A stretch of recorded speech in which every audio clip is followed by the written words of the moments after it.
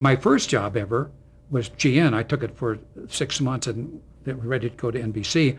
First game I was the baseball. I went out, my favorite, the Cubs just lost today. My Cubs, I went out, I used to watch them. I went out, my first job was to cue the Cubs. I took a cab out there, Jack Brickhouse. I'm going like this, and I'm cueing, I'm out, the Cubs sitting right there. I mean, and it was the longest game in football. It was like Chicago was the first game. The guy says that he's leaving, no training, right? And we got all the cards. Then there were no inserts, by the way. If you wanted to insert somebody's name, they went around, he had a black card with white names on it, and insert his name. There's none of this technology. It was like, So all the cards are all lined up, right, in order. He said, look, I got to go to the dentist. Very simple. Ninth inning, everything's lined up, go. It went 22 innings. It was, the chill factor was 25 below zero. I had a short, I mean, dropping cards were falling over, dropping on people, and it was a nightmare. But it was my first job, and it was it was wonderful. Live television was dynamite. One day would be at the opera, one day would be at the football game, would be at the baseball game, would be covering a plane crash. We covered that thing where the 92 children were burned to death in Chicago in the school. I mean, that kind of, you're just involved in all this. You're staff, I don't think they have that anymore, staff floormen, but we were called floormen. But it was wonderful. Boy, it was wonderful. And you're in, you can start writing things and doing things. You're in the door. It's great. Well, that GN was doing baseball, a lot of sports, and they were doing just horrible stuff, an exercise show in the morning. I think the first, what was it, Romper Room, stuff like that. I mean, it was just all ridiculous.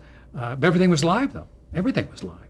I mean, but he just stood there and cued him at the beginning and just fell asleep, and at the end, gave him 5, cued him out.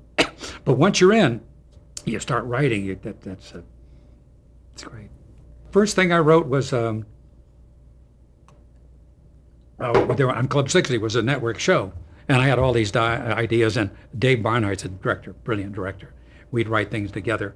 I think the first thing I wrote was I remember the first thing. I think let me see, who's the guy? I keep forgetting who's the MC on that show.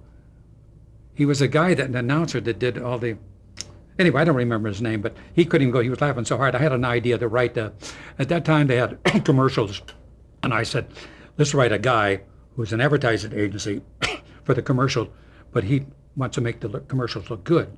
So he has everything doesn't work. The shirt doesn't wash, and the pen that gets all over your clothes. And that was the first thing I did with him. And he just laughed. He just couldn't. But I played it straight. But this is the net, right? Eddie Cantor, all these people called in, and it was incredible. And then I was still just working as a director and a stage manager. So every day I just write another bit on the show and do it. I write a bad boys, a minor league bad boy trying to make the major leagues, and it was just great. It was just humor. It was a great show. We had the Heathertones. Mike Douglas was our singer on the show. It was network. Can you imagine that? I mean, getting paid for a network show, scale. Wow, it was like $300, and we made $190 a week then, so that was really neat.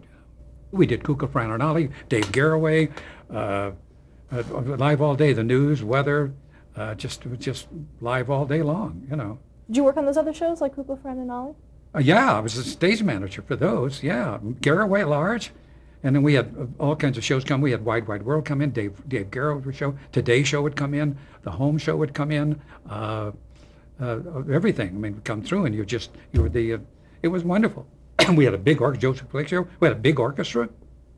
Imagine what that's like to cue down into the orchestra, like a 50-piece orchestra plays.